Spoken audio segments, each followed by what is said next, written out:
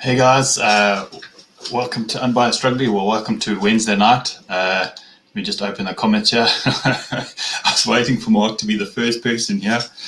And Mark, go Lions. I wonder which Lions team that is. I knew I was going to get quite a lot of stick when I got into the channel tonight. A lot to break down. There's been a lot that's happened.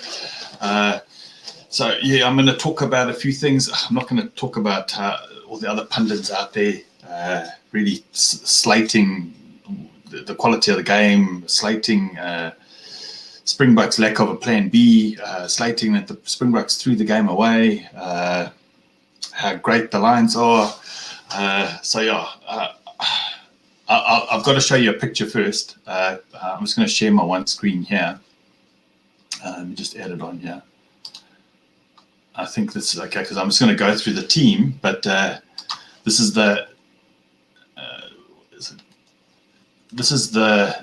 photograph that I sent to everyone that I knew on WhatsApp. So you can see I was fully kitted out for the game. Let me go back to my main screen. Sorry, man. So yeah, I was pretty excited about it. I even said that I didn't realize, but I actually sent it to Overlap Rugby as well. Not realizing that they're huge, big Lion supporters, and I sent it across to them. But they sent me a picture back, and they had a Lion with their full kit on. So it was actually quite nice that there were some guys in Ireland watching the exact same game as me, being just as excited. So yeah, it was overall. I'm going to talk about what I thought, what I liked about the game, what I didn't like about the game. So. First things first, I enjoyed the game. I really did enjoy the game. It was edge of my seat kind of stuff. There's a lot of pundits out there saying it was pretty boring. Well, I didn't think so. I thought it was highly entertaining. Honestly, I really did. I really thought it was highly entertaining. Hey, I'll be the Safa. Mark, hopefully it will be an epic second test. Ifni Tag, welcome. Hi. Fleshin, hi, looking very patriotic. Yeah, no, I tried my hardest, and I'm going to this. I think this weekend I've decided I'm going to pull out the old proper World Cup jersey, and I'll come back to the pitch now, Mark, and pull out the World Cup jersey, and I'll probably wear that, and I'll probably send another picture to everyone I know, just saying, well, here's to the second test. So there's been a lot of things in the newspapers about Maurice Jonker, about the yellow card, about the disallowed try.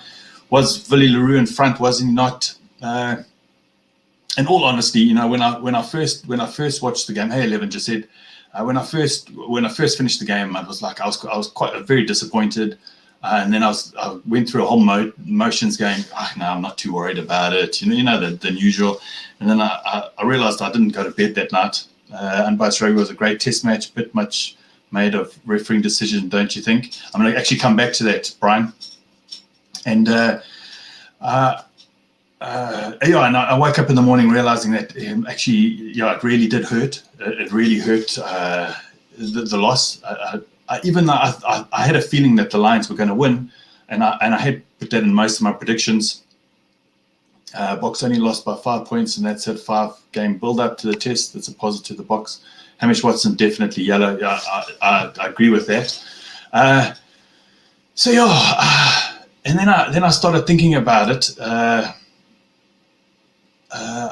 really started thinking about it, and I thought, for me, it was a 5-point game, and that the call that Maurice Jonker did, which, look, at the end of the day, Maurice Jonker is a professional.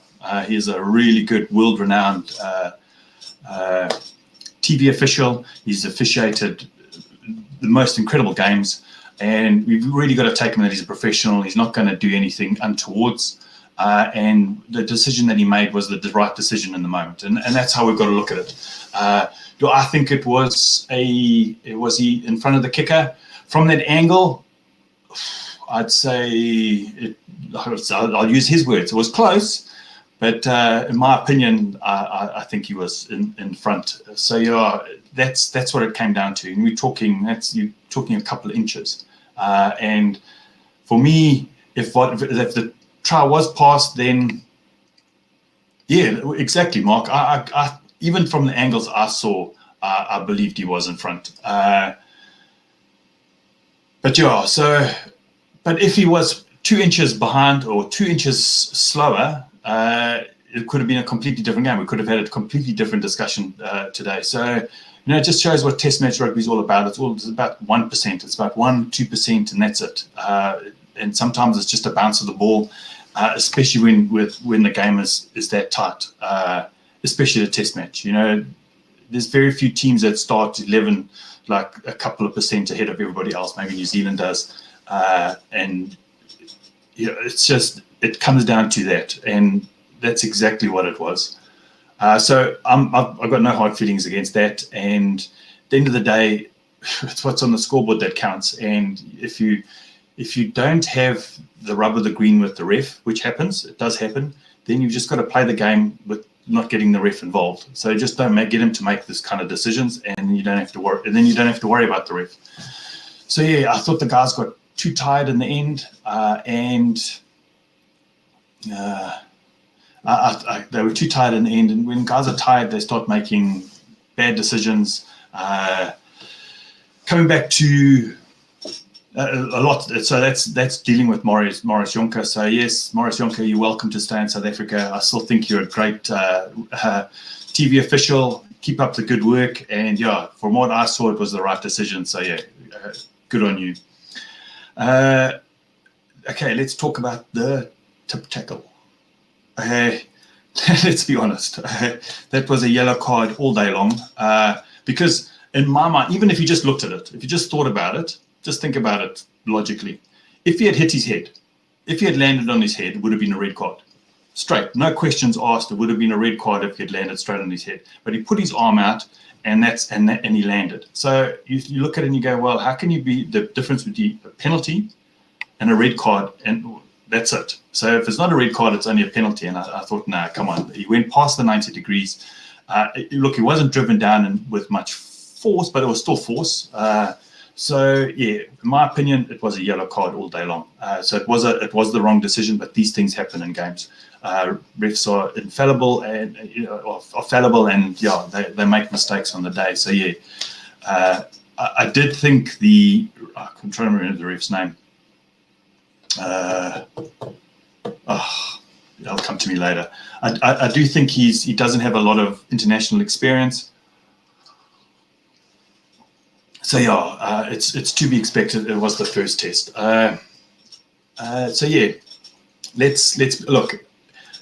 Everyone talks about moments in games that could have, and it can change the game. And a lot of people say, well, if Carl Sinclair hadn't gone off in the Rugby World Cup, then they would have won. Please, it's how can Nick Berry? Yeah, how could a tight head prop make that huge of a difference? Yes, from a penalty count maybe, but yeah, there were two superb tries that were during the game. So yeah, you can't really look at that you lost because of a moment. But all I thought was in the first half the Springboks played sublimely well. Good amount of pressure. They were in complete control. If I had switched off the TV at that point, which I've done in the past, and come completely unstuck when I remember when Scotland played England, and I looked at half time and I thought, no, that's never going to happen. And Scotland came all the way back and drew the game. So yeah, second half, Lions, aerial battle, it was sublime. I did find, because when I was watching the game, I thought, why is Handré Pollard kicking so deep? And I thought, it was strange, especially at the kickoff. I just thought, we're not contesting for the ball, we're just kicking deep. So just for me, that seemed a little bit iffy. I think Ches and Colby touched the ball once, not a good sign. Makazole and Pipi also touched the ball once or twice, and there was almost a try from that one touch. So I just think we're not really using the backline the way that it could be used. If you think what that backline has, Makazole and Pipi probably one of the best finishers in rugby today. Ches and Colby, one of the best wingers in the world, and we're not using them. So yeah, now I'm going to come to the next point in that game. Kwagga Smith. I actually feel for the guy. I really do feel for the guy. I do think he was sold down the river like you won't believe. No one was there to protect him. I think everyone's used to having Dwayne Vermeulen there, and Dwayne Vermeulen doesn't really need much protection. But it just goes to show the drop-in of talent that we have from Dwayne Vermeulen. We don't have an 8 that can actually fill that role. I've liked how Skubuzo Noche has played this year, but he plays very, very out wide. So a lot of our 8s play out wide, and they're not those big ball carriers. Who's the guy that played for Ulster? Marcel Coetzee. I think he fits the mold of a Dwayne Vermeulen, and maybe he might have been a better choice. I know they're gone for Jasper Visser this week, which another carrier, but there's something that Dwayne Vermeulen brings that none of them other. Let me read this. Abi the Safa, I think we had a terrible block for kicking receives. All other countries use them. Dwayne, on the other hand, doesn't need it. He's just a beast. I agree with you, and that's the difference. But Dwayne Vermeulen brings something else. If you go watch, I went to watch Squid Rugby, and then there's another guy that does a rugby show. I'll go find it, and I'll go put it down in the comments down below. And they were talking about how Dwayne Vermeulen marshals defence, and that's the reason why Kwagga Smith was there, because Kwagga Smith would also understand the defence. But the Lions knew that there was a problem there. Jasper Visser is a beast, and we need that. So yeah, I'm not blaming Kwagga Smith for the game, for us losing the game. We lost the game because we just didn't have good game management. We were very, very poor on fitness. So we were very low on fitness. We didn't have the game plan. So yeah, it's. I was getting quite angry when I listen to a lot of shows, and I watch a lot of shows, and I listen to Off the Ball, which is quite a nice Irish radio show, but they actually have videos here on thing, and they have really good. I enjoy it sometimes, and I think it was Brian. Who's the greatest centre of all time? Come on, Mark. Who's the greatest centre of all time? So when they were talking about South Africa's Plan B, where was this Plan B? And I'm going, sorry, what Plan B? Driscoll, that's it. And has South Africa ever had a Plan B? And do you think they'd have a Plan B after not playing for 2 years?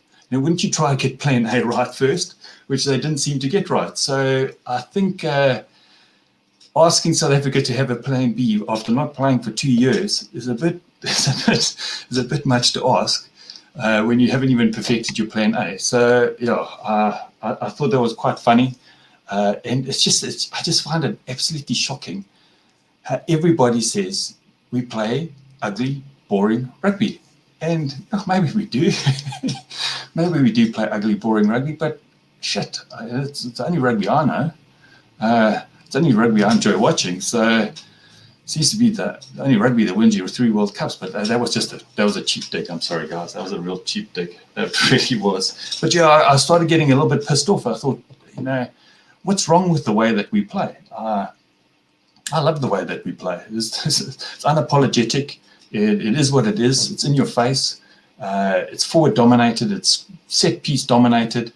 It's a kicking fest of note, and that's what we enjoy. Like I really like watching top 14, and you're not going to believe why I like watching top 14. It's because they have more scrums, and most people like this offloading game.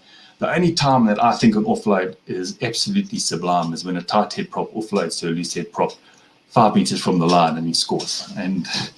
But yeah, no, I'm joking, guys. I think offloading game. I watched the Fiji-New Zealand game today. Congratulations to Fiji on winning the gold medal at the World Cup, at the Olympics. They really did. They really outplayed New Zealand in the final. So I thought it was sublime. South Africa came fifth, which was a little bit disappointing. But yeah. So yeah. So yeah, I was getting angry about this ugly rugby and exactly. I don't think we play ugly rugby. I really don't. I just think we play a style of rugby that it is what it is. And New Zealand play a super expansive, super offloading game. It's pure attack, and it's beautiful to watch. It is. You watch Super Rugby Aotearoa, and it's sublime. The skill level is just incredible. When Broken plays there, it's amazing. But there are other ways of playing, and for me, this is the way that we play. This is the way I enjoy we play, and I think there's a space in rugby, and there's a space in rugby for everyone. And I think that the way that we play is fine for me. It really is fine for me. And so yeah, I was getting a little bit agitated because I just can't understand why we're winning. We really are winning, but it's unenjoyable to watch. And maybe I'm biased. Yeah, okay, maybe I'm being biased. I agree. The New Zealanders do kick a lot, but let's be honest. I'll be safer from a pure ball skill level. The New Zealanders are absolutely the best. They really are. They are such a well-drilled attacking side that, and it's just the amount, the kind of attacks that they have is just incredible. So yeah. The other thing that I noticed in the game, when we were at the World Cup, okay, we've got Siaklisi as our captain. He's there to deal with the ref. He's there to deal with what's coming down from the coaching box. He's there to look at, to take points, not to take points, kick for the corner. Those are the kind of decisions that he's there to make. But he has lieutenants that take care of the rest. And, normally it's Dwayne Vermeulen who takes care of the forwards, and you have generally Lukhanyo Arms taking care of the backs, or Willie Leroux. But I'd say Lukhanyo Arms taking that role over. And then you have Andre Pollard who controls the game with Faf. And none of the forwards actually stood up to that role. So I'm pretty disappointed. I wouldn't, don't tell him this because he might come find me. But I felt that Evan Etheridge should have stepped up a little bit more. He had the physicality, no doubt about it. He was physical. He was in the face. He was amazing. But he needed to step up at the end of the game. And all he needed to do was 10 minutes or 15 minutes from the end, go down, my leg is sore, please, geez, man. The guys come run on the field and they come give 5 minutes, bit of a massage, and just take that time out. Now, if you'd looked at Dwayne Vermeulen, he would have done something like that. He would have stood behind the post, he would have maybe sat on the ground and just taken the wind out of the sails a little bit, and just try to think of a plan B. We do need Sneyman, like you won't believe. But yeah, then the bomb squad. These guys, I'm actually going to talk for quite some time about this bloody game. I haven't even spoken about the Lions yet, and I'm just talking about South Africa. But look, I'll be honest. I'm going to talk mostly about the Springboks because they're my team. I love them, and so I'm going to talk mostly about them. And there's millions of guys out there who are going to talk about the Lions and how good they are and their positions. And I know some of the players and that I'll rate, and I'll rate some of the players when I'm finished. So yeah, I just thought somebody needed to take. It is a very close game. Nothing to be worried about up front. Springboks side, don't change a plan B. We do have a plan B, England game, a Wellington game. Yeah. We do have a 6-2 bench, but it's a different kind of 6-2 bench because Kwagga Smith's a 7th player. So it essentially is probably a 5.5, 2.5 bench. So I just think, I think it's a different kind of 6-2 split. It's not the traditional bomb squad because Damian Willemse, who I think is a sublime player. I just don't know. I just don't know where he slots in yet. If you know what I mean. Is he an impact player? Where's he going to slot in? I'm just thinking, where's Damian Willemse going to slot in? Does he push Andre Pollard out to 12, and then he plays, or is he going to push out Willie and Andre Pollard's going to play Bomb squad had absolutely no impact. The bomb squad generally is based around a 6-2 bench. I really do think that the bomb squad failed, and the bomb squad's about it generally is about your tight five. It's about being able to replace your entire tight five, generally your tight five, and moving from there. And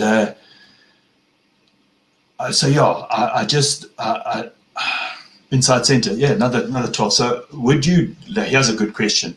In the end of the game, would you drop Delende to the bench and bring in Willemse at 12 to come up with some different kind of attacking threat? That's a good question. Or would you move Delende out? I wouldn't move Delende out to 13. No, that would be like... I'm thinking Quacha in the back line. Yeah, it could be. You just never know. He is a sevens player, so you would have the fitness for it. So but coming back to the game, I just think we need a forward to step up.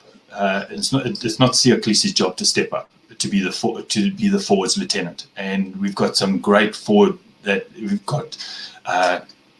Stephen Kitsoff who's a captain, but I still think it needs to be Evan. Evan's he's more.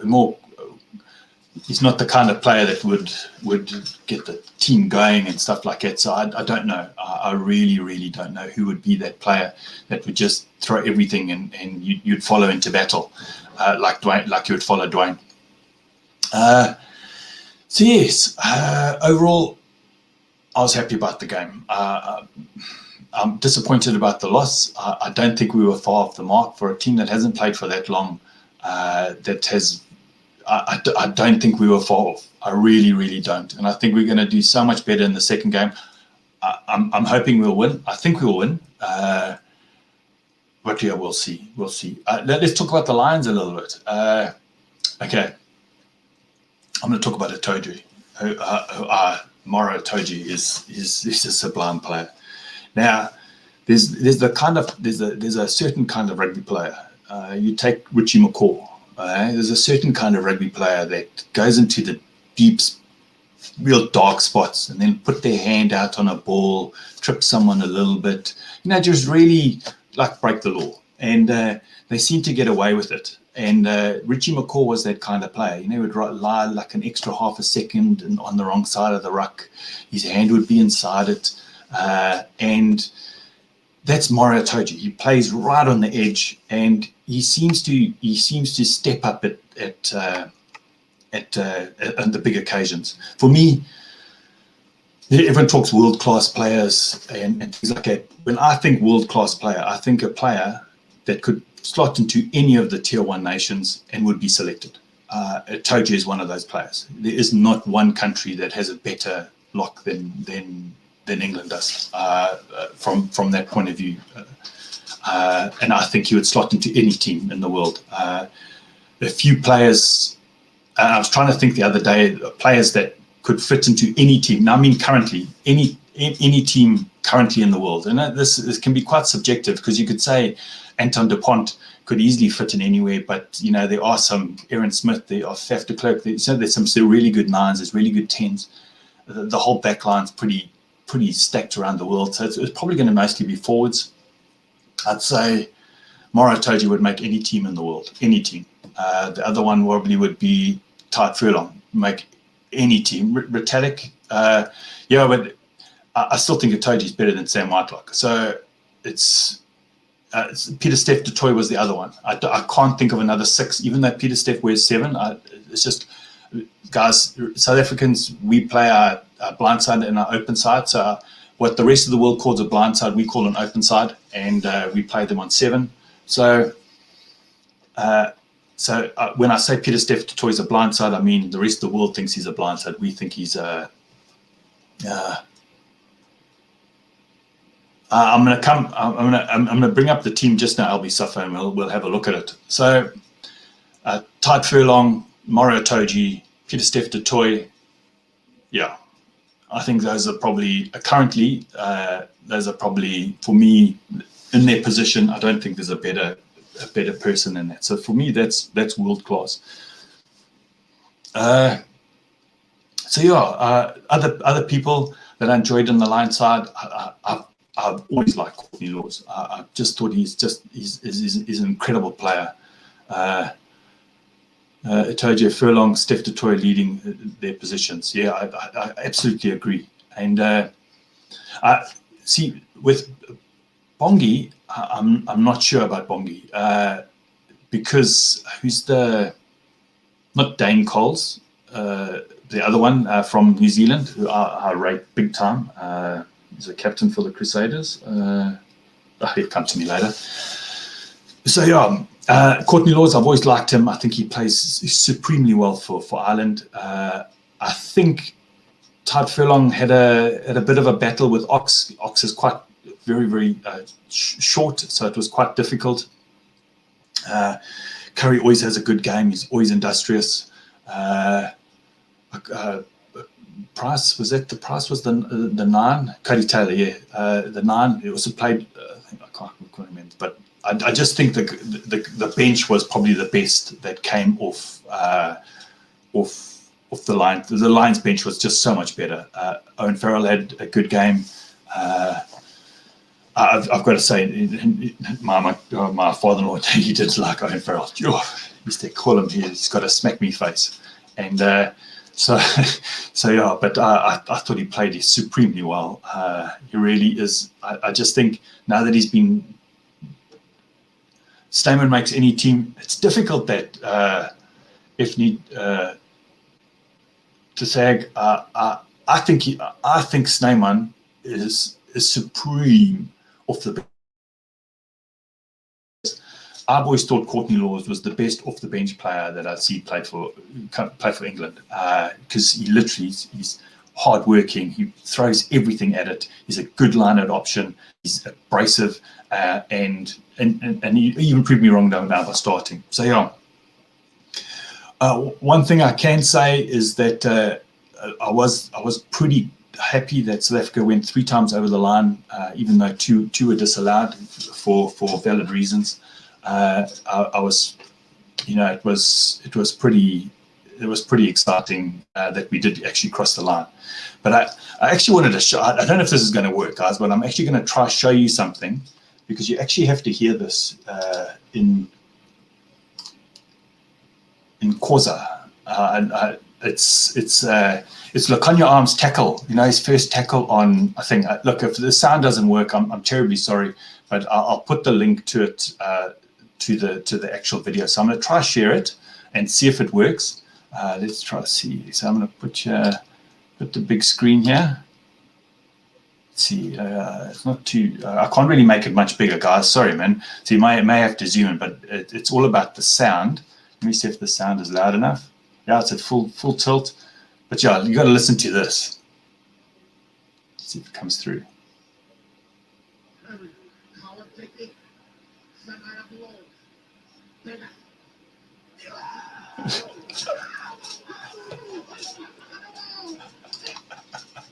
Come on, that's seriously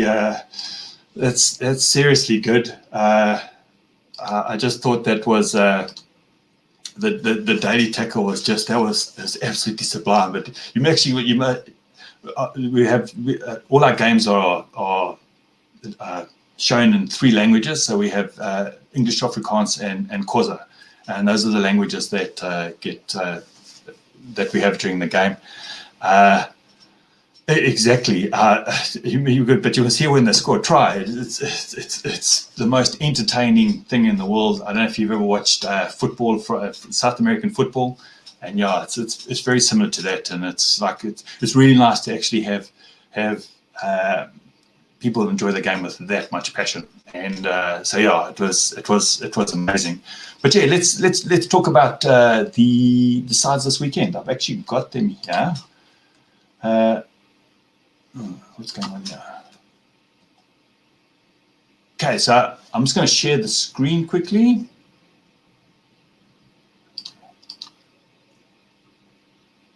I don't know what's happening here, guys. I've got like a thing that's.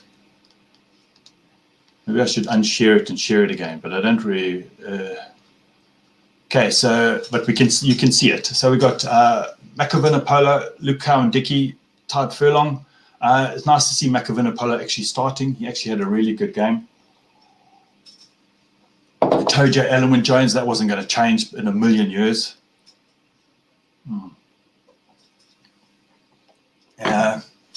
Courtney Laws, Tom Curry, Jack Conan. I think it's a really good back three, well balanced.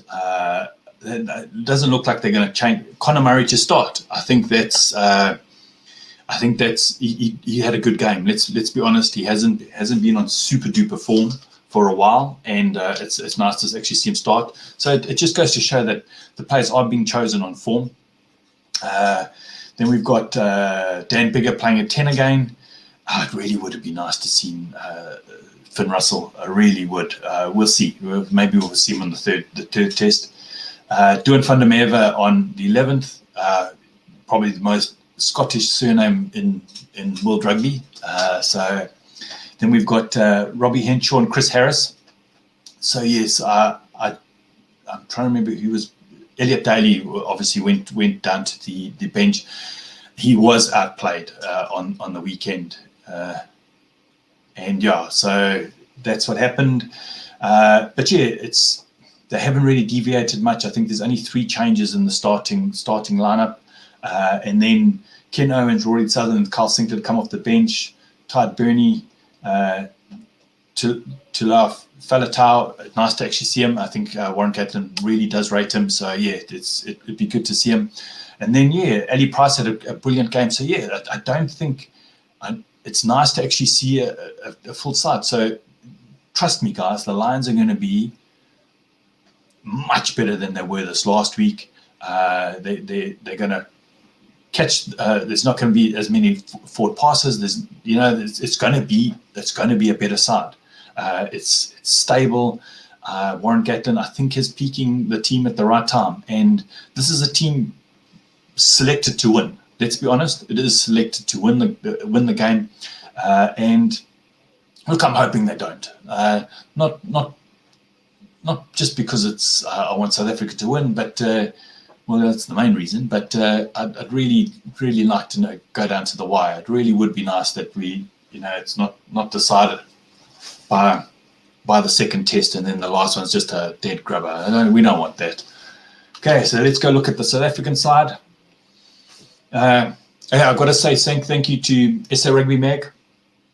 I should actually mention that in my podcast. I'll put a link down to them below. It's a magazine in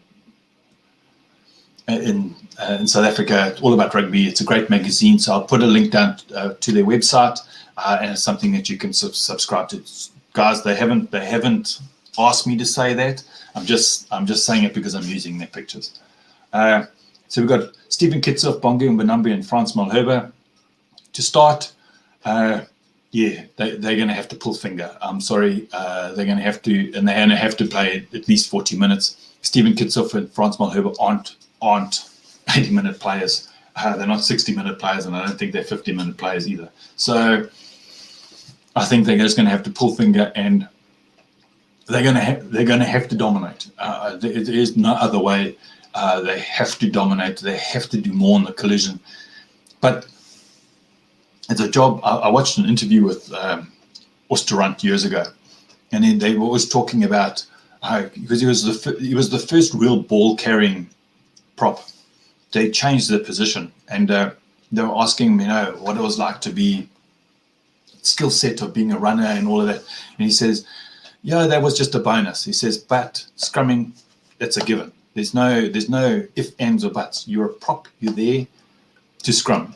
That's your first job. Yes, we can't all be Tide Furlong, who's a supreme tight head prop, and he's supreme in the open. But a prop's first job is to scrum. That's what he's there to do. He's there to make sure that it's to win penalties. It's to get position, and penalties are there to get you position, either to score points or get position down the field. And that's what a prop's there to do. Tight head prop's probably the most important position on the field. Even Etzebeth Franca Mostert, I still like even Etzebeth Lut de Jager, but I think maybe Lut's still not there yet. Frans Malherbe is a supreme scrummager. And that's what pissed me off about the failure of the bomb squad. He is a supreme scrummager. That's what he's there to do. And they just didn't bring it. Even Etzebeth from Kamustra, Tia Khaleesi captain, Peter Steph de Troy, absolute given. And then the big one, Jasper Wiese to come in. So obviously we're going for a power pack. It's all about the gain line. We're going to have coming around the corner. It's going to be. That's what it's going to be. I hope the ball goes past 12 every now and again. It went past 12 twice. I'm hoping let's try to double it. Let's go 4 times. Let's see if we can get past 12 4 times, and then hopefully get past Lukhanyo arm, and we can get to the wingers at least once or twice during the game. France is not impact whereas Lukhanyo and Ox is. That was the one thing I did think about the last time, but you actually realize how good the beast actually was now that he's not there. Because you think, you'd always think, Stephen Kitshoff's a better scrummager, but yeah, I think Stephen Kitshoff is a better scrummager, but he's a 40-minute player. Beast was an 80-minute player, and you knew exactly what you got. So yeah, I think we've got to try to find the next beast, and I have a feeling it's going to be Ox and Chair. I think he brings something a little bit different that the beast doesn't have, and I think he's going to be an 80-minute player, because at the 40-minute mark he wasn't even breaking a sweat. That's Ox and Chair, and great player, absolutely great player, and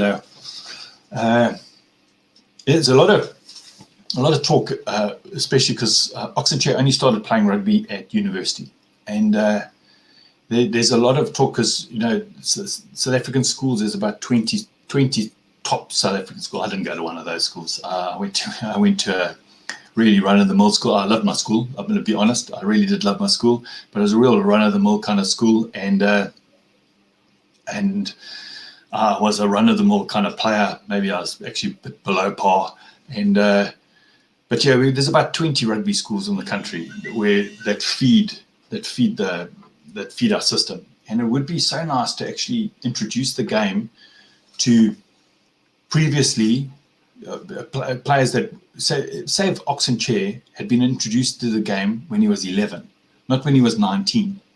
So if you introduced to the game, or most Afrikaans schools, you get introduced to the game when you're about 7, but imagine he was introduced to the game when he was 11. 16, he would have known all the rules. 18, he would have played Craven Virk or something like that, and then he would have been in the system. So he wouldn't have. He would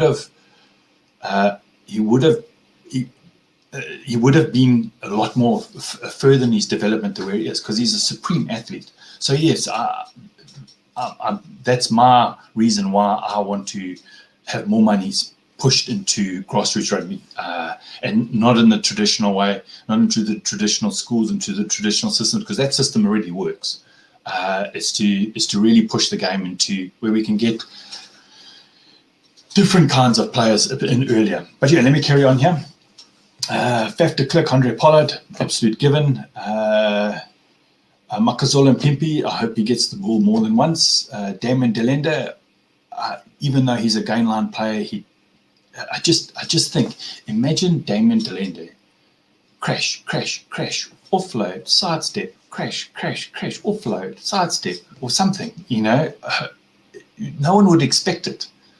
It's Lukhanyo arm is there for the defense, and he does make opportunities. Cheslin Colby, I think he's an absolute sublime player, but he just needs to get the actual ball and not actually be jumping for the ball. I actually mean get given the ball in a pass, have 10 meters of space, have 15 meters of space, play the whole team to the other side, play him across, do him a cross kick, give him the best opportunity to show off his skills. And then Billy Leroux at 50. The bench, Malcolm Marks, Trevor Nyakani, Vincent Koch. I think it's a good bench. It's strange. So Trevor Nyakani is coming on as the loose head. Trevor Lukhanyo used to be a loose head, guys, and the last couple of years he's been playing tight head. He is a swing player, so he can play both sides of the scrum. But, is a swing player as good as a dedicated loose head? We'll see. We'll see on the weekend. Lukhanyo, he's got the skills. Marco van Staden, I like Marco van Staden. Yeah, Ox is injured, which is a little bit of a bummer. Marco van Staden, they call him, what do they call him? Eskom. What's an Eskom? Because it's the same. Eskom's the power supplier in this country, and we always have the lights off. So he knocks your lights out. So that's why they call him Eskom, because Eskom always has power failures here, or load shedding. So Kwagga Smith, Herschel Jantjies needs to improve from the game of last week, and Damon Willemse,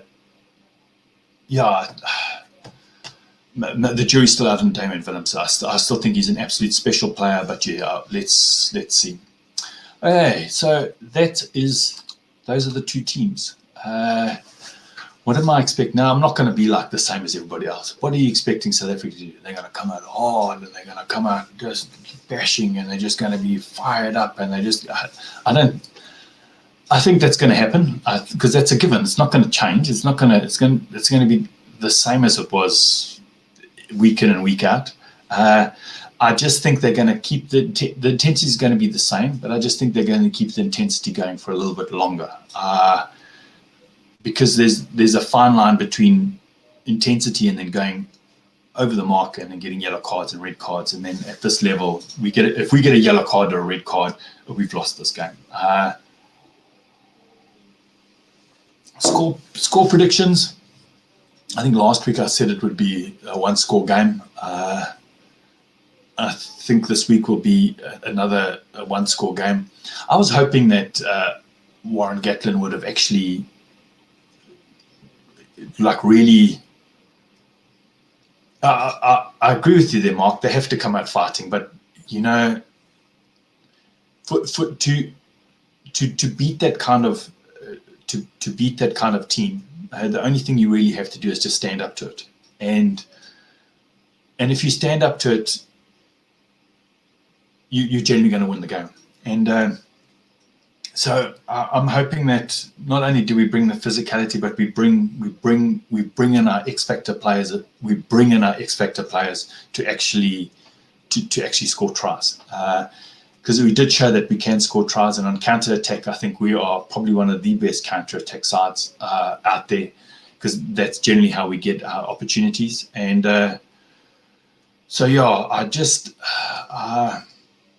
I'm looking for an intense game. It's going to be ultra physical. It's going to be, but that's a given. I'm just hoping that there is something a little bit more special, because if it's just going to be physical and we start tapering off at the end, or we start tapering off at about 60 minutes, there's a chance we could lose this game. And so that's the reason why you have a bomb squad, so you can keep the intensity going up to that point. But it means you've got to keep the intensity going, and you can't switch off at halftime, and you just can't switch off. And we just don't need to be in a situation where we need the ref to make the decisions for us.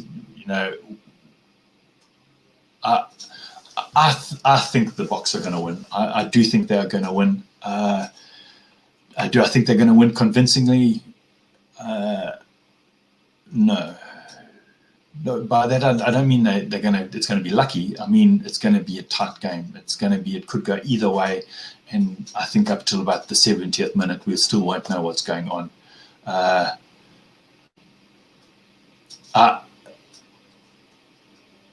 I'm confident that the Boks are going to win. I really am confident. I'm not trying to say because the Lions are shitty or anything like that.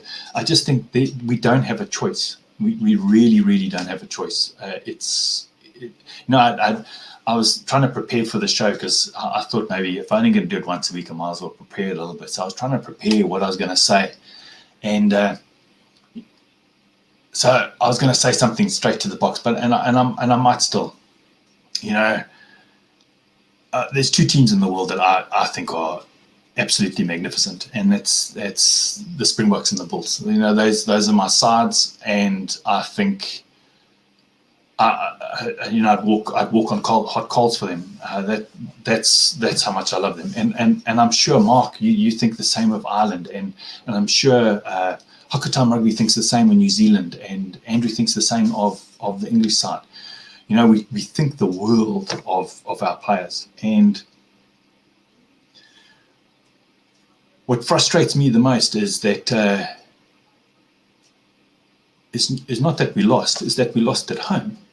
And losing at home is just it's like unacceptable. It really is unacceptable. You shouldn't. What about Leinster? Sorry, Leinster's a superb side, but now that the Bulls and Leinster are in the same competition, sorry. But yeah, coming back to the Boks, and that losing at home is unacceptable. It really is unacceptable. And I'm not trying to be harsh or anything like that. It's just, you can lose away from home and you can lose in a lot of places, but losing at home is just it's just got to be a point that you just can't go across. And I'm hoping that's the kind of attitude that you have, that you say that this is it. And the Boks, there's nowhere for them to go. The only thing the Boks can do is win and try win the series, and lose and win it all. Lose it all. It would be lovely if it was played at Newlands. Oh, geez, I missed that stadium.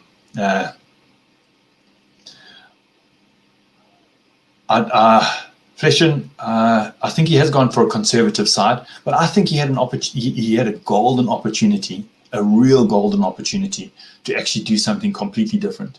The R1 game in the lead, you can actually try something. Try expansive running rugby. You really could try something new. Maybe he's going to try something new with the side.